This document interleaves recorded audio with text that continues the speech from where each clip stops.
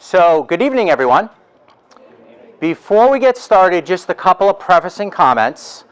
First and foremost, I can't help but notice that my computer is telling me I have 60 more slides. So there's a lot of information. But the good news is that we're going to make a copy of the presentation available to everyone. So my job is to work through the 60 slides. Your job is to enjoy and mingle and have a nice meal, and hopefully we're able to answer a couple of pressing questions that are on your minds. Secondly, you may be wondering, well, who is Janice Henderson? Janice Henderson is one of many asset managers that the team at ACG has access to. And when they were sharing with us their plans for tonight's event, we showed them our list of different presentations, and they thought that perhaps this one would be of most interest. So what we're going to do tonight is focus on healthcare expenses.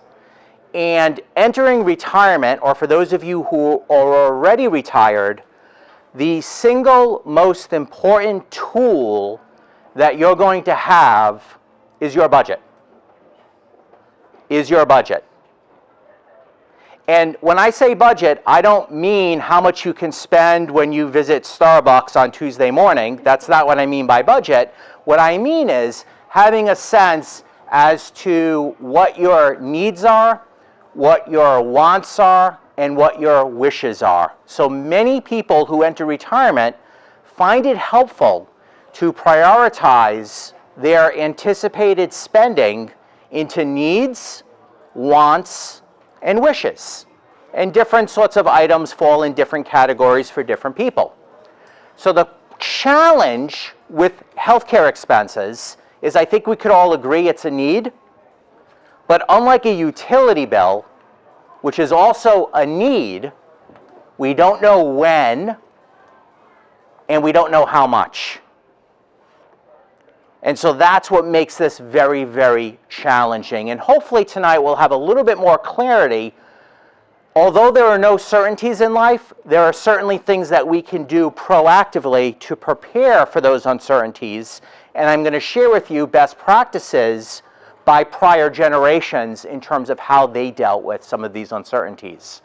So when we think about healthcare expenses, we have to start with understanding Medicare, because for the vast majority of people, if not everyone, that is going to be the starting point for health insurance. And then from there, understanding above and beyond Medicare, what else may I need, and how does this fit into my overall financial plan, my overall budget? So to lay out an agenda, here are the topics we're going to cover. We're going to spend a little bit of time on Medicare, because we have to start there. Then we're going to talk about what Medicare covers and doesn't cover. And now, equipped with that information, we're able to make more informed decisions about, okay, I think I'm going to retire in 1, 2, 3, 4 years. How do I take this information and factor it into my financial plan? So that's the lineup of topics. I will probably take 30 minutes. When the food comes out, please eat. You don't have to not eat. Please eat. And after about 30 minutes or so, by then maybe we'll have dessert and we'll see what questions you have. But if you have a pressing question or a burning question or something quite doesn't make sense, feel free to raise your hand and we can take questions throughout. So that's our plan for this evening.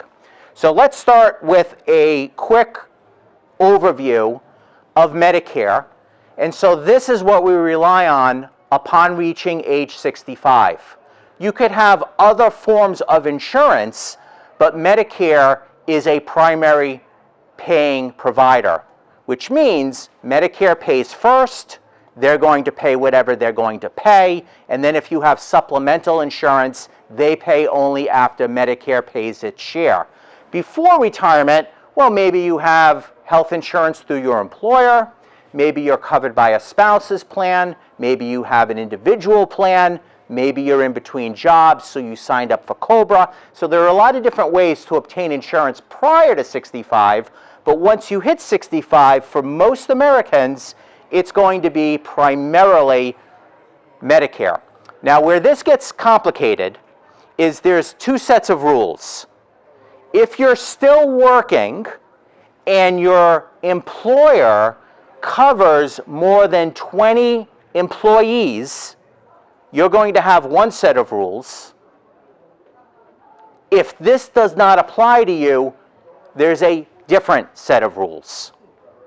So we're not going to spend a whole lot of time diving deep into this particular rule because I don't know how many people this may apply to, but please note, if you plan to keep working past 65, you're covered by your employer's plan. Your employer's plan covers more than 20 people just like you.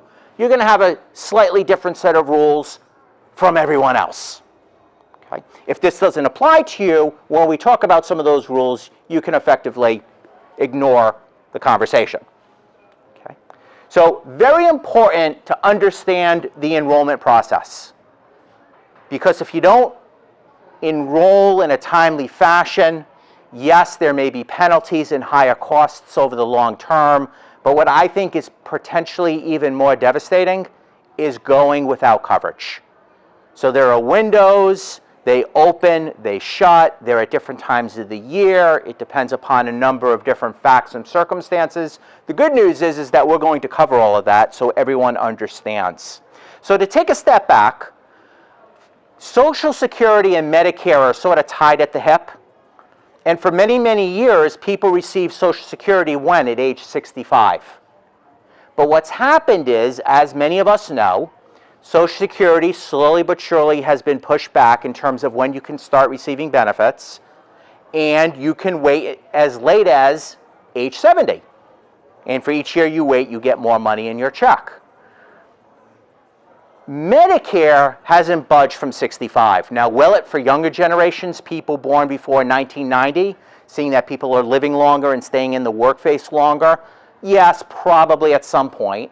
But the good news is that if in fact there's any legislative reform as it applies to either Social Security or Medicare, people who are on the cusp, people who are around the corner, people who are currently receiving, the historical record is whatever rules were in place when it started will continue to apply to you. That's what's known as grandfathering. So when we think about Social Security, we think about the Social Security Administration. When we think about Medicare, we think about something called the Centers for Medicare and Medicaid Services. Many people get confused between Medicare and Medicaid. We're not talking about Medicaid today. Medicaid is for people who are impoverished. What do I mean by that? They generally have assets less than $2,000. Now, there are people who run around and claim, I'm going to show you how to hide assets so you can qualify for Medicaid and you get it for free. Two things. It's not that easy, and I don't think you're going to enjoy the Medicaid facilities. So we're here tonight to talk primarily about Medicare and some other things that we think are important to you. So who qualifies? The magical age is 65. More specifically, it's the first day of the month in which you turn age 65. It applies to all U.S. citizens as well as green card holders as long as they've been in the country for at least 5 years. The other interesting thing about Medicare is that if you're receiving Social Security disability, you can also get Medicare, even though you're not yet 65. But we're not going to focus on that tonight. We're going to focus more on Medicare as it relates to retirement rather than Medicare as it relates to Social Security. So even though for many of you, Social Security may be 66, 67, 68, 69, one of the key things from tonight's discussion is that there's something that you have to do at 65. It's not going to happen automatic like it has for many previous generations. So when we think about Medicare, there is this so-called alphabet soup.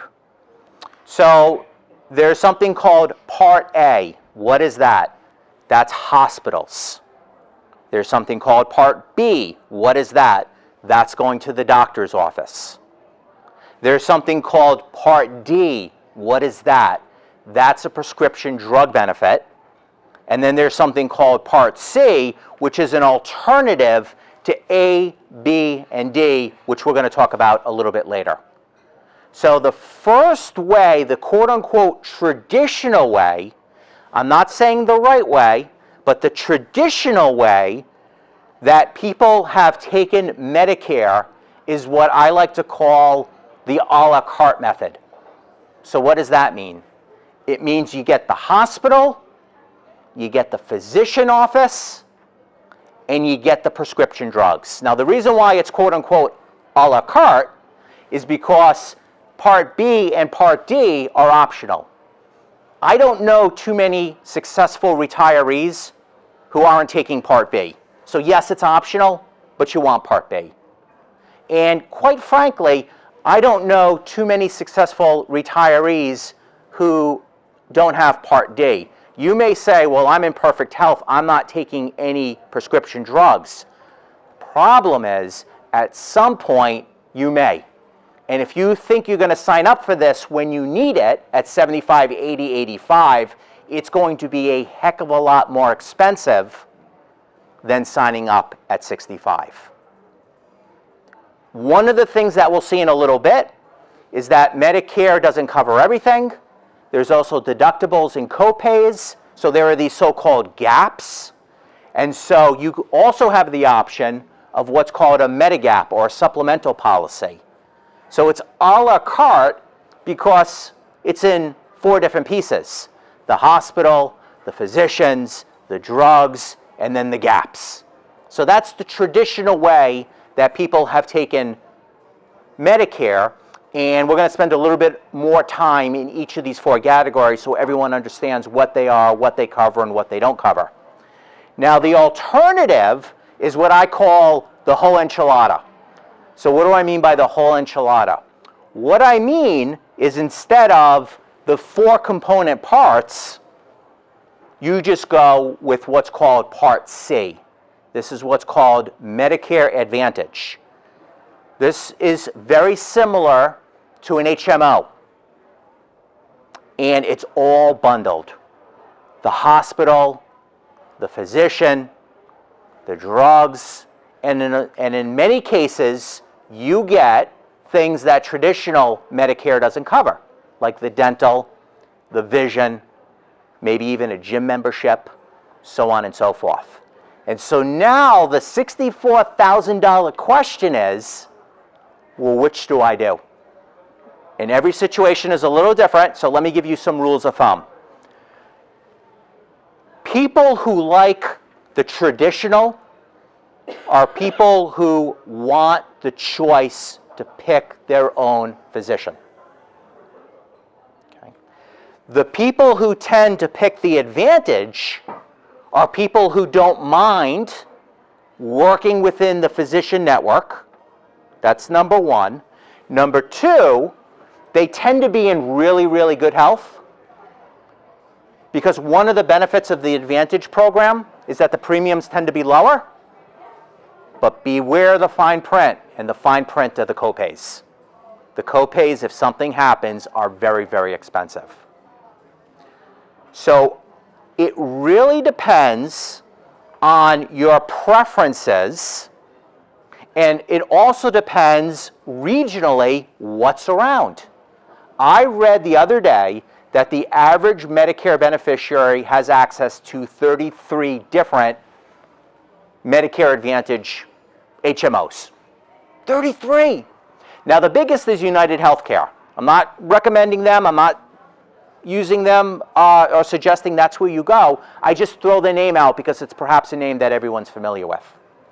But there's a lot of choices.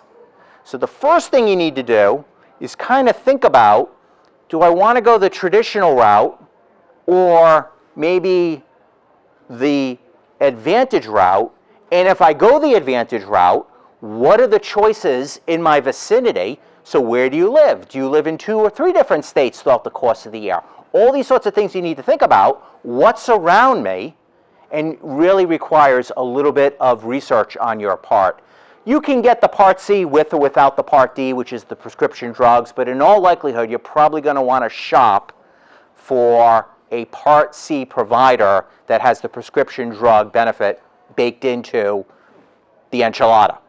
Okay? So once again, the reason why people have historically gone the way of the traditional route is because they wanted some protection from just astronomical potential co-pays should something happen, and they like the idea of choice. Here, with the Part C, there's good options in my vicinity where I live. I like the low premiums, I'm in pretty good health, and I'm not necessarily worried about big co-pays. The good news, you can switch. If you switch, you're only allowed to do it at certain times during the year. So there's windows. Windows open, windows close. So if you decide on July 16th, I don't like my choice, I want to switch. Unfortunately, you can't. You're going to have to wait until the window opens later in the year, and then you can switch January 1st of the following year. So there's an opportunity to switch, but you have to do it within their windows.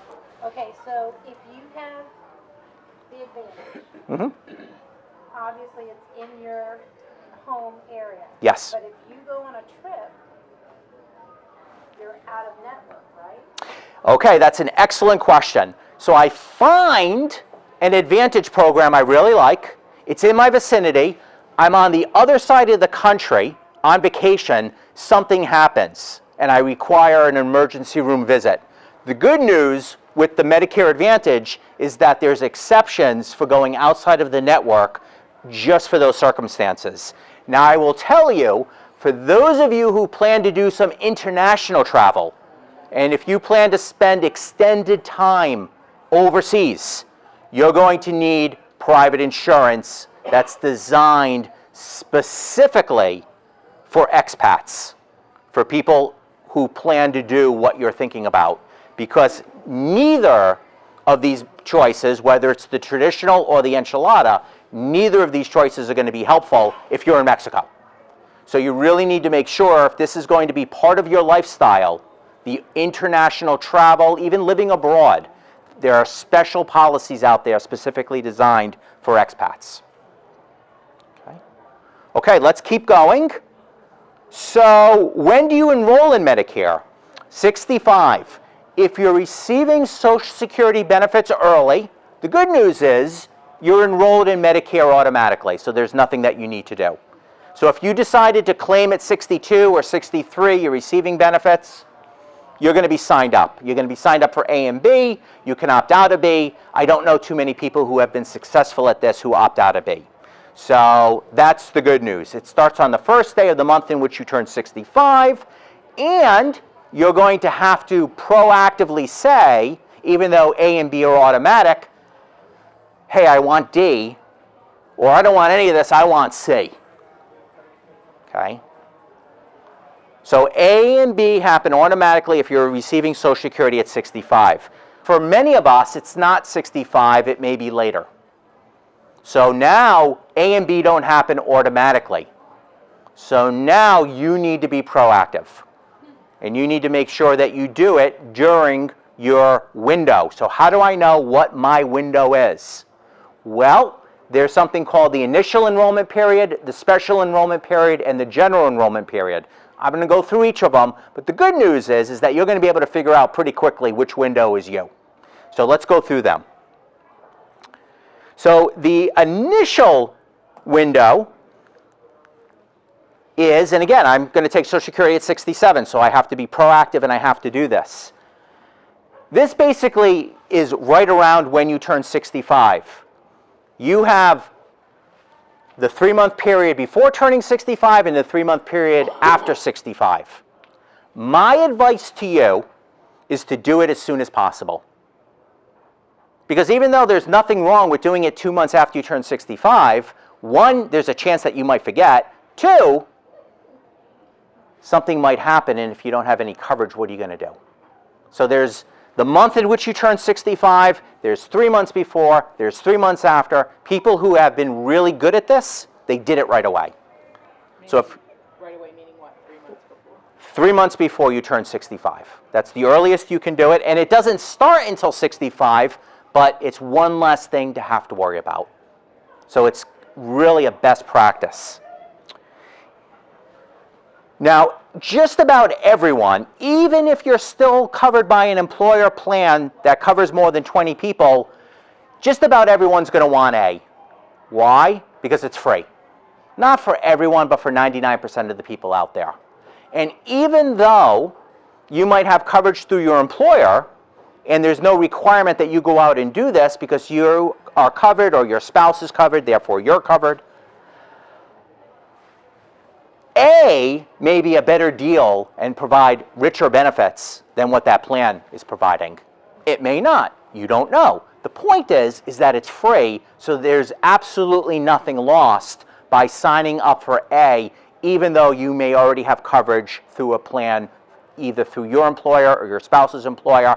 The best course of action is to find the right person in human resources who's an expert in their benefit package and ask them what their opinion is, and not that they're going to tell you what to do, but if they can help you compare and contrast the A and what their plan offers. Now, in terms of B, I said a little bit earlier, not many people who have been really successful at this opted out of B. So you're going to want B. Now, the key thing is whether or not you're still employed and your company's plan covers 20 or more people just like you. So if it doesn't, then you're going to go with the initial enrollment period, which is on or around the time that you turn 65. If it does, then you go into what's called the special enrollment period. You go into what's called the special enrollment period. Okay, if this doesn't apply to you, then don't worry about the special enrollment window. It's not relevant. You're going to do everything in the initial enrollment period. And you're going to do D right around the same times that you do A and B. Okay? So, the special enrollment period. This is for people who are still working and your company covers 20 or more people just like you. Your window opens when you're no longer covered. So if I'm 68 and I'm covered by a company and it's a big company, my window is going to open when that coverage ends, and I have 8 months to go ahead and do it without penalty from the time that my coverage ends. When does my coverage end? Typically when I separate from service. Now, if you aren't still employed, then you don't have to worry about the special window. Yes? When you said people like you, do you mean other people 65 and over, or do you mean? That's a great question. So when I say other people like you, I mean other employees like you, not people who are 65 like you. Okay? Okay, wait a minute, I have a question. Yes. All right, so I've been told that I need to sign, at least go on and sign up 3 months before I'm 65, which is November. Uh-huh. But I'm still working. Okay. So are you saying I don't have to do that until I'm going to retire? Okay, so you're still working. Is your company more than 20 or less than 20? It's just Polk County Public Schools. Okay. More than- So it's more than 20. You still want A. You want to consult with your benefits people. You still want A, but you're going to fall into the special enrollment period for B and D if you're still employed because they're providing health coverage for you. How soon, when I figure out, it's either going to be a year and a half or 2 years. Okay. How soon do I go on and register for B and D? Okay, so the question was, how soon do I register for B and D when my window opens? I know that I'm going to retire in 3 or 4 months. I can do it any time between the time I retire and 8 months thereafter. I'm going to get the paperwork in today. And so that way, it's a seamless transition. Yeah, because they told me I have to have it all set up the day of my retirement. You have an 8-month grace period, but who would want that because you take the risk of not having a coverage, okay? So that's what this slide here is all about. Yes, there's a grace period, but forget about the grace period. The advice that you got, I think, is excellent. Get it done as soon as possible. Get it done as soon as possible. Now, for people who didn't join us tonight, not only are they going to miss out on some delicious food, but they also don't know about the enrollment windows. And if you miss the enrollment windows, now you're stuck, and now you have to wait until the following calendar year, which means you go without coverage, and it also means that Part D and other things are likely going to be more expensive for you. So none of us are going to make that mistake, so we don't have to worry about the general window. So I'm willing to bet for the majority of the people in the room, what you're interested in is the initial window. There are some people who need the special window, and nobody wants the general window. So to me, that's the easiest way to sort of think about all these things. This just summarizes what we talked about. And now the question is, well, where do I go for all this stuff? Sounds great. You go to ssa.gov. There's the telephone number. There's also websites. This will all be on the slides, so you can write it down if you want, but you're all going to get a copy of the slides.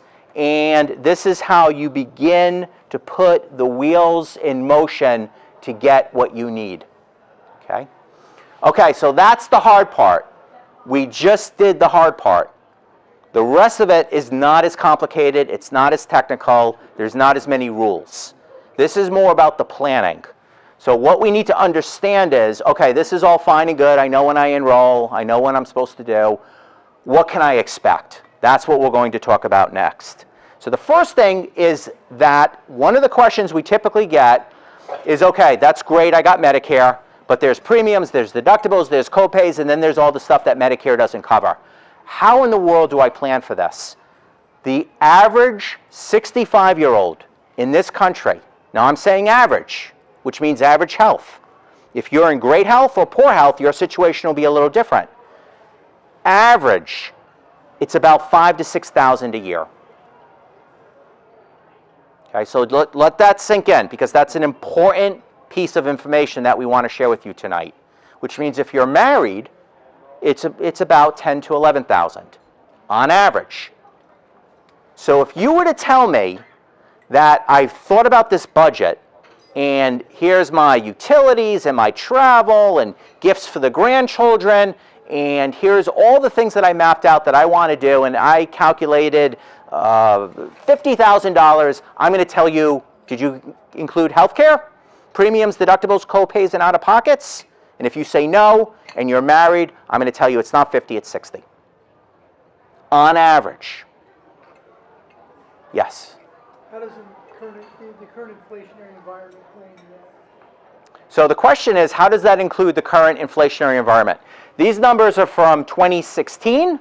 That's the best we can do. Takes a while to get through the system. This comes out at $54.60. It is perhaps no surprise to any of you that Medicare expenses rise with inflation, and when inflation is high, Medicare expenses are high, which means the $5,000 to $6,000 that I'm quoting you in 2022 as a rule of thumb is likely to be higher 5 years from now, and that number is likely to be higher 10 years from now. The good news is that when you get a financial plan done, the financial plan bakes in the cost of living adjustments to these expenses. So if you want to know how much can I reasonably expect to spend in retirement, we need to factor in a bunch of things, including this, and this is part of the financial plan. Very hard to do this in absence of a comprehensive cash flow analysis. Matt, the common rate of inflation that I see, and Uh-huh. that National County emphasized for healthcare expenses is 5.3%. Do you have any insight as to whether or not we should expect that to be higher long-term or lower long-term? Okay. Obviously, we're in That's a great question. So everyone's watching the news. You keep seeing inflation, 8.3, 9.1. That's what's called CPI. Believe it or not, the Department of Labor and the Bureau of Labor Statistics calculate something called CPIE. CPIE. That's for elderly people. Now, I'm not saying you're elderly. I'm just saying that's for older people. And because a bigger chunk of your spending goes towards health care, and because health care rises faster than the usual rate of inflation, although the last year has really been absurd, we have a special inflation rate for people who are in retirement versus a inflation rate that we see on the news, and it's actually a little bit higher because of health care. So I think 5.3 is very reasonable. I think it's always going to be higher than regular CPI, but I think as CPI goes, CPIE follows. Okay? So there are premiums and there's out-of-pocket expenses. So let's talk a little bit about this. So with Part A, if you have 10 years of work history, or your spouse has 10 years of work history, Part A is free. So most people have 10 years of work history, and if they don't, their spouse does. Okay? Where you have to think about budgets is B and D. So with B and D, there are premiums. The thing about the premiums is they start at $170 a month for B. They start at $40 bucks a month for D. So all in, $210 a month. However, if you're in these higher income bands, it's going to be more. So the higher your income, the more expensive your Medicare. A is free, this is B and D, and you're going to want B and D. Is this if you're still working or based on your last year's work? This is based on 2 years ago. So for 2022, I'm referencing my tax return from 2020. Yeah. Sure. So if you're approaching 65 and you're planning on, let's just say, pretend you're going to retire, it's your last two W-2 years of your income that sets these premiums. It's your it's your tax return from 2 years ago, from the year in which you retire. Oh, just that specific. Correct. And so every year, I look back 2 years. So guess what? Okay. Your ability to manage IRA distributions, which guess what, are subject to income taxes, is critically important to try to make sure that you minimize your taxable income to avoid falling into these higher bands to lower your overall Medicare expenses. It all fits together. It all fits together into a comprehensive plan. So, in addition to premiums, yeah. And if you're still working, does it recalculate each year? Even if you're not working, it recalculates because everyone has a tax return even if they're retired, right? So it's investment income. It's a lot easier to manipulate investment income than it is your W-2 wage, unless you want to go to jail. Okay, so there's also deductibles. So there's deductibles, which is what you have to pay before the benefits kick in. There's also co-pays. So there's premiums, there's deductibles, there's co-pays. By the way, if your doctor is what's called an assignment doctor, that means he or she is going to provide Medicare services in full. Sometimes they're not an assignment doctor, but they do a la carte. So maybe some services are covered and others aren't. So depending upon what they do and what they don't do, that's going to determine your copay. So that's what we mean by assignment. And there's also deductibles and copays with prescription drugs. By the way, the most important thing when shopping for a prescription drug is to make sure that the insurance covers the drugs that you take. More important than the premium, make sure it covers the drugs that you take. Yes? I was going to say something because I have an old mother that just been doing this, and there's a lot of big movement to use like GoodRx or alternative places. So that, when they first started, that was a good deal, but now lots of places are dropping them. So when if you sign up for C, which I know we're not there yet, make sure that you choose D, because C usually comes with a prescription and a non-prescription option. So make sure you really, and you have to actually affirm that. Yes. So just lay it out there. Okay, no, that's an excellent point, and it's worth repeating. If you're going to go with C, it's Cigna, it's United Health, it's whoever you find that looks right for you. You want to make sure that it's not just the hospital and the doctor. You want to make sure it's D. There's absolutely no reason for anyone in this room to go without D, even if you're not taking prescription drugs. If you try to sign up for it 10, 15 years from now because all of a sudden you need it, it's going to be cost prohibitive. So whether you do traditional or whether you do C, you absolutely want to get D as part of your package. So you might say, oh my God, copays, deductibles, what does Medicare even cover? Well, they actually cover a lot. So the first 60 days in a hospital, 80% of the doctor visits, a lot of preventative services, okay? But there are things it doesn't.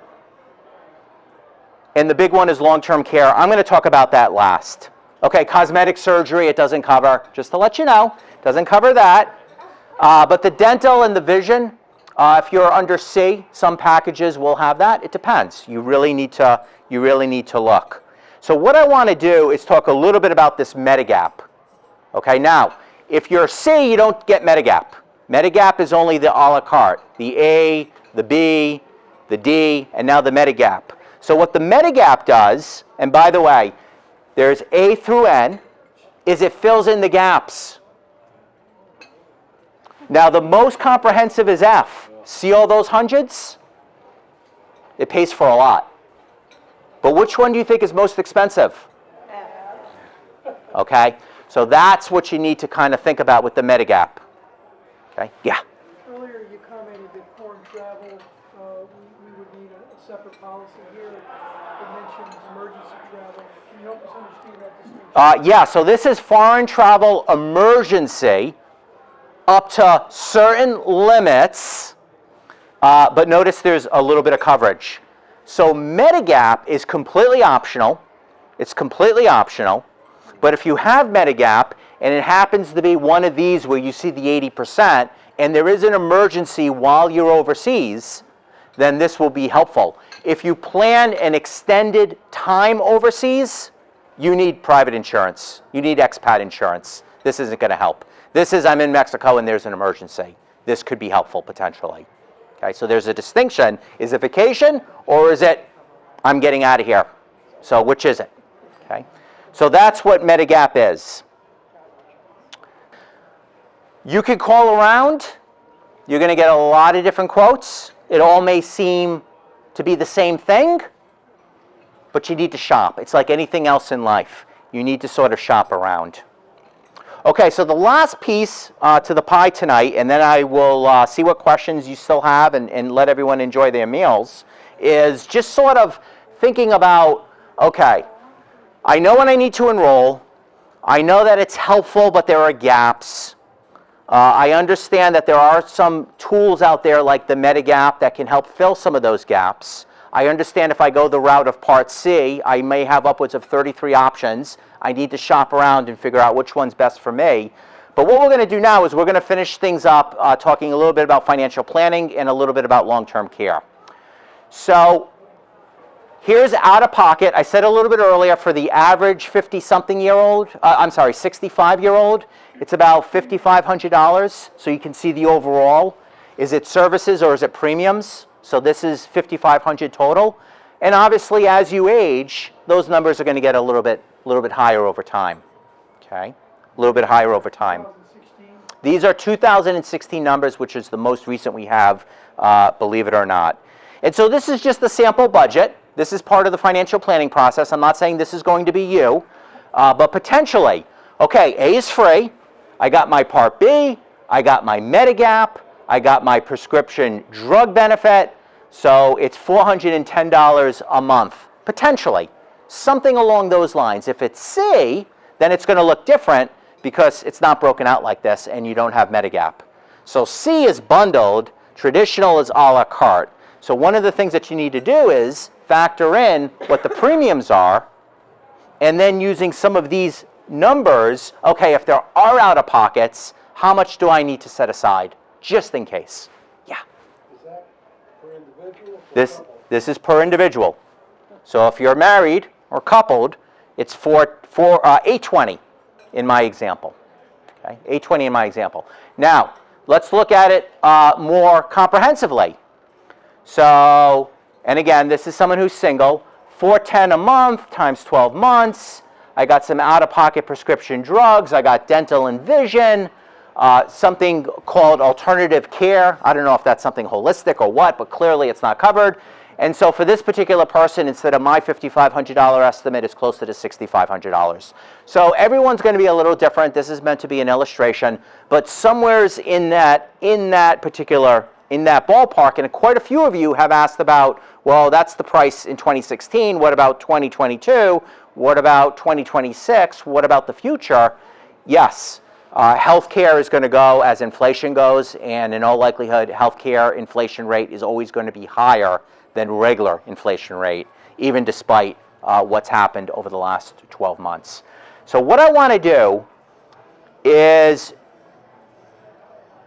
this is a good study. So Fidelity did a study, and they said that if you're 65 years old and you're entering retirement, you need $300,000 for future health care expenses on average for the average 65-year-old.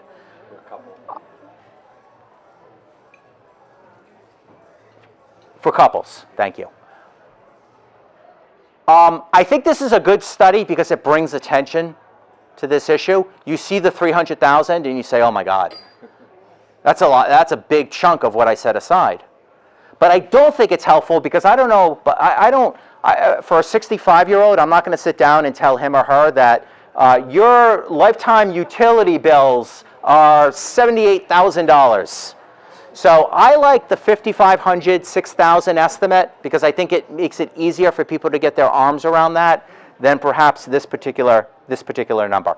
Okay, the last thing we're going to talk about, and by then the food should be out, is long-term care. There's a lot of confusion. There is some coverage with Medicare, but it's limited, as we'll say, and we need to understand what the differences are. The first thing that we need to know is that there are different definitions of long-term care. There's skilled, which means you have a medical condition. You're recovering from surgery. There's a doctor and registered nurse. And then there's something called custodial. You need help getting around day-to-day activities. There's a big difference. One is medical, one is custodial. Okay. Medicare covers 100 days of skilled and nothing for custodial. For the average person who needs skilled care, it's a duration of about 25 days. So it should be more than enough, on average. But the big gap is the custodial care. So what types of things do people sort of have difficulty with as they, well, it could be vision, it could be hearing, it could be self-care, it could be a whole host of different sorts of things, but this is what happens with the aging process sometimes. And there are other conditions based upon age and gender. There are some differences. We know this based on what the medical records tell us. But aside from that, as we age, this business of custodial, getting around the house, going to CVS, preparing dinner, these sorts of things just by nature become a little bit more difficult as we age. And so sometimes people need some help with that. So there are different levels. There's in-home assistance. So this could be family, this could be a partner, this could be some type of in-home care specialist. Okay? Not terribly arduous. It's this. It's the custodial care. In fact, one of my slides, 200 slides ago, when you looked at the different bar charts of, okay, people had these big out-of-pocket expenses, the longest one was long-term care. This is the gap. Okay? These sorts of things, which I know aren't pleasant, especially when we're about to eat. They're not pleasant to think about. They're not pleasant to talk about. If you've had relatives who have struggled with this, it's emotional, it's sad, it's hard to watch. Okay? But people who have navigated these waters successfully thought about these things in advance and put the proper tools in place to deal with it. And then the skilled, as we said a little bit earlier, hopefully that will be taken care of by Medicare because the average stay is 25 when they provide 100. So what does this all mean? It means that if we're all on the hook for this custodial care, how much can you expect to spend? Well, of course it ranges based on what it is that you want. You want the private room all to yourself, or do you want someone to drop by a couple of hours a day to help out? And then there's a bunch in between. But the point is that it's not cheap. And if it's for a duration of 2 or 3 or 4 years, it's going to add up pretty quickly. Those values are as of 2021. These values are as of, let me read my footnote, 2021. Yes, this comes to us from Genworth. And if you have long-term care, you can use the Medicare provision first. Okay? Well, it depends what type of care. For skilled care. For skill, yeah. You use the Medicare first, and then the long-term care kicks in. So what I'm getting at is that there's a special type of insurance out there called long-term care insurance. Like most things in life, there's A to Z. There's a policy out there for just about every budget. And that doesn't necessarily mean that I'm suggesting that everyone runs out and looks into this. But if you think about insurance, you have homeowners, you have auto, many of you have umbrella or excess liability. Many of you have health if you're still employed or going to have Medicare. Some of you have disability if you're still working. Many of you have life. The one thing that people tend not to have is long-term care.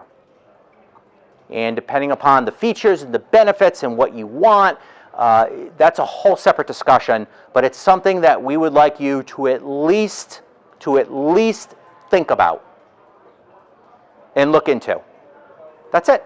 Just think about it and look into it. There are people who specialize in this and do this for a living. So the 3 reminders, and then we'll see if you have any other questions. Understand the enrollment period. I think we tackled that successfully, so I'm going to put a check mark on number 1. This idea of traditional versus C and the different component parts and the role that Medigap and long-term care can play, I think we've tackled that pretty successfully. And then number 3, the fact that we looked at numbers 2021, we looked at 2016. Yes, they're likely to be higher 10, 15 years from now. Unfortunately, that's just life. So we need to incorporate that into our financial plans. So we went through a lot of information, but again, everyone's going to get a copy of the slides. So this, I think, is a pretty good guidebook as you begin to sit down and sharpen the pencil and have to make some critical decisions. A pretty good reference for what you need to do, when you need to do it. So with that, let's see if there's any questions or anything that's on your mind that you were hoping to hear today that we didn't cover. Well, I have a question. Yes. If you've got 2 people and one person is going to be 65 before the second person, and unfortunately we're sort of self-employed, can I stay on insurance and he go on Medicare? Okay, so the question is, if I understand it correctly, there's a couple. They're both self-employed. One person is going to turn 65 before the other person is going to turn 65. And the question is, can I stay on the insurance while my partner goes on Medicare? The answer is yes. However, remember that you fall in the initial, not the special, but the initial enrollment window. Which means once you turn 65, regardless of who has the policy, through the self-employment endeavor, you want to make sure that both people at 65 sign up for A and in all likelihood B and D. That said, if one person's 62 and I'm going to be 65, and can I migrate from the private insurance to the Medicare at 65? The answer is yes. That's exactly what you want to do. 6 months older? Okay, so it's the other way around. No, he's older than I am. Okay, he's older than you. Yes. Okay. Well, we're a little different. 5 years apart, he's still working and probably will work past 65. So at the point that he's ready to retire is when he signs up. Just to clarify. Yes, that's exactly right. That's exactly right. Okay. And I'm hoping 70s. Okay, other questions or comments? Yes? You know, a lot of complicated stuff up here. Uh-huh. You mentioned your Social Security webpage. What other tools are available to the group to kind of navigate all these options? Okay, so tools that are available. The website is actually really good. You might say it's a government website. How good can it be? No, no, no. I'm serious. The website is really, really good. So I would say leverage the expertise of ACG. I would say use the website. Now I will tell you, because it's a big country, the local Social Security office tends to be hit or miss. You walk into some, and they couldn't be more helpful. You walk into others, they just know what form you need to fill out, and that's about the extent of the help you're going to get. So I don't know what it's like here. I hope it's one of the better ones. But the extent of help and sort of being able to answer questions, that's going to be hit or miss. You don't know until you kind of drive over there and check it out for yourself. But I think between the expertise of ACG and the website, I think you'll be able to get the vast majority of your questions answered. Okay. Yeah. When you're looking at all these options, what if you put yourself in our shoes, Uh-huh. what are the things that you would consider as you evaluate the options? I think, like, you know what they say about real estate? Location, location, location? Very similar. So if I'm shopping for C, I need to see what's in town. I need to look around. I need to see what it's going to cost. I want to make absolutely sure I understand what the copays are. I'm going to take into account my personal health. If I'm tied to a particular doctor or physician, then I'm probably going to go the traditional route. But I'm absolutely going to do D, or I'm going to find a choice policy that includes D. If I do the traditional route, I'm going to pick out one of the Medigap policies, and I'm going to consider a long-term care policy that fits my budget. It's like most things in life, the spectrum of bells and features, and there's a policy out there that fits just about every budget. So those will be the things. I'm going to look at location, I'm going to look at my personal circumstance, and I'm going to look at my budget. Is that a year-by-year evaluation? It's most important when you're at the cusp of 65, because that's when you have to make some of these decisions. Now, the long-term care you can do whenever. The longer you wait, the more expensive it's going to be. The good news is that if you change your mind with the traditional versus the C, you can switch, but you have to do it when they tell you it's okay to do it, which is typically the first of the following year. So yes, there's an annual reevaluation process. But if you're early 60s, which I think many of you are, it's time to take out the pencil and start thinking about this and start looking around and seeing what may make the most sense for you. Yeah. I noticed that on the website, when you go to Medicare, Yeah. that there's no special part for dental. I mean, you can get into a plan that has dental, but there's not a separate dental. And what I found out is you can pay anywhere from, let's say, $300 to $800 a year, and your maximum is only going to be $1,000 on up to $2,000. And a lot of them don't cover. A lot of them say, like, if you need extensive dental care, you have to be on the plan for at least 12 months, and it usually doesn't cover, dentures or that type of thing. Is there any type of dental plan out there that I'm not an expert on individual dental policies, but I think your very best bet is to find maybe a Medicare choice, which is the C, that has dental care coverage, because you're not going to get it with traditional, so you're probably looking at a website where it's a C offering, because that's the only way to incorporate dental. And what you're going to find is the same thing with vision, the same thing with the gym membership, the same thing with Part D, is that there's a vast variety of different options, some more generous than others. It's really going to be contingent upon the premium that you're willing to pay and what's available in your vicinity. So location also has a part to play, but I would do a little bit more shopping in the C neighborhood to see if there's something there that would pay for those expenses.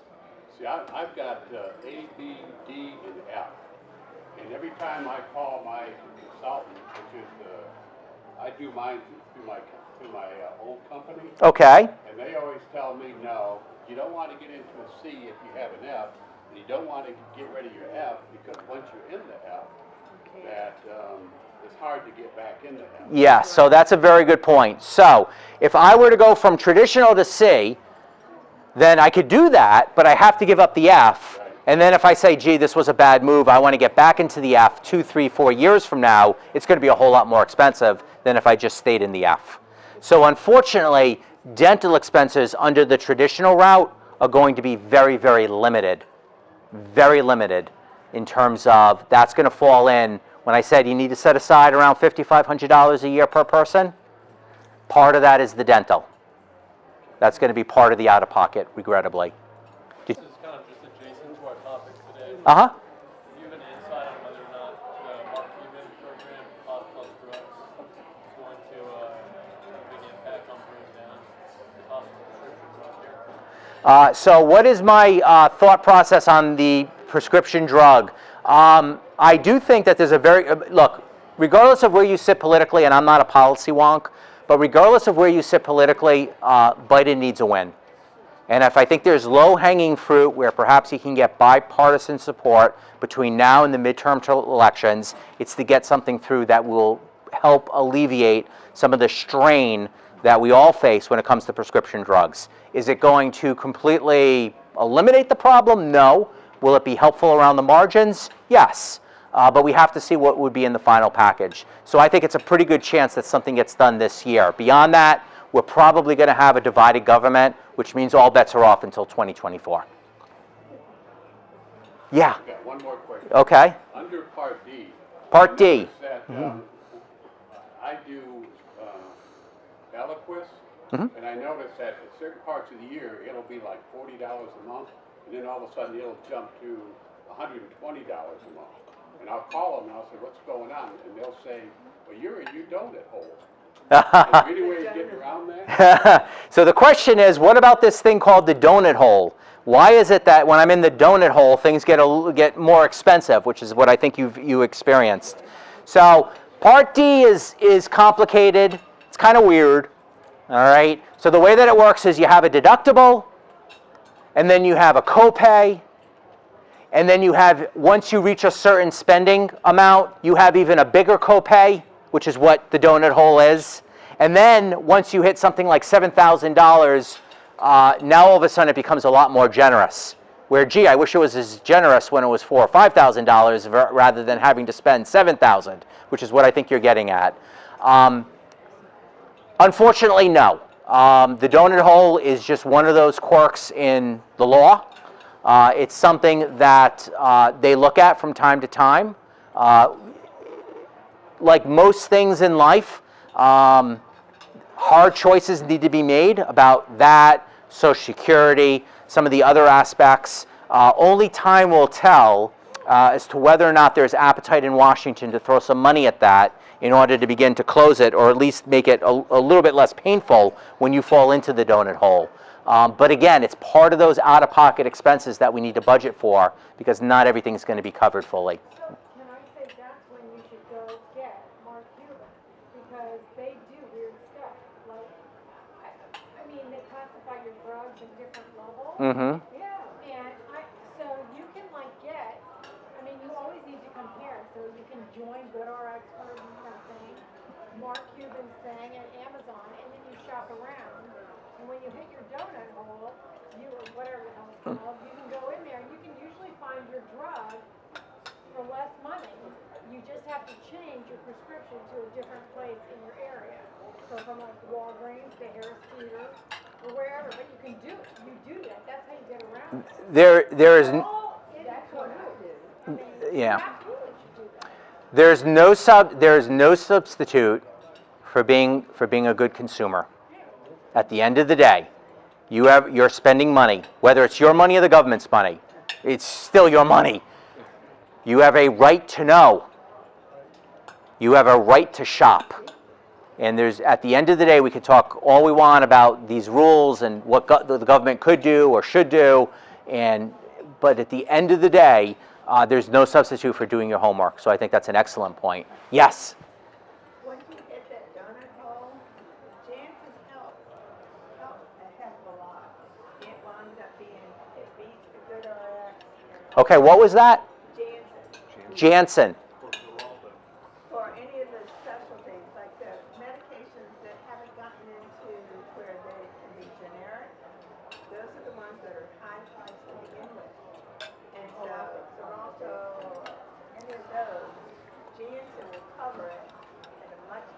Okay. when you're getting that donut hole. Okay, so thank you for that. Jansen. So that's something for those of you who are taking notes, you probably want to write down. How do you spell Jansen? J-A-N, I'm in that right now. Jansen, okay. Is that like GoodRx? No. No, it's the Okay. manufacturer. Okay. They're the manufacturer of Xarelto. but he wanted. You're talking about a manufacturer coupon that will reduce the price of This your piece, drug. because Okay. GoodRx is all in, Right. won't cover like the Xarelto. Right, You know, okay. it's in I know what you're saying. $1,000 for 30 days. Those coupons go away in Medicare. Okay. Yeah. Well, it's actually a program. The only time you can sign up for it is after April of every year. So every year you've got to re-sign up for it. And I think I went from spending $500 for 3 months of supply down to $240. Okay. But it's a regular program. So, and then they send it from a pharmacy, the Wegmans Pharmacy out of New York. Okay, so Jansen's. Okay, we will let everyone enjoy their food. I hope everyone learned a couple of things or got a tidbit or two that they can go home and think about a little bit more. And if we did that, I think it's time well spent. So I want to thank ACG for having me, and I hope everyone enjoys their meal. So thank you. Might have one. Oh, we have one more? I thought we did, but Oh. we're good. Okay, you sure? No, you answered it. Oh, okay. I just want to ask, why are things so complicated? The reason why things are so complicated is because it keeps me employed. That's why. I'm an honest man. Thank you. You are welcome.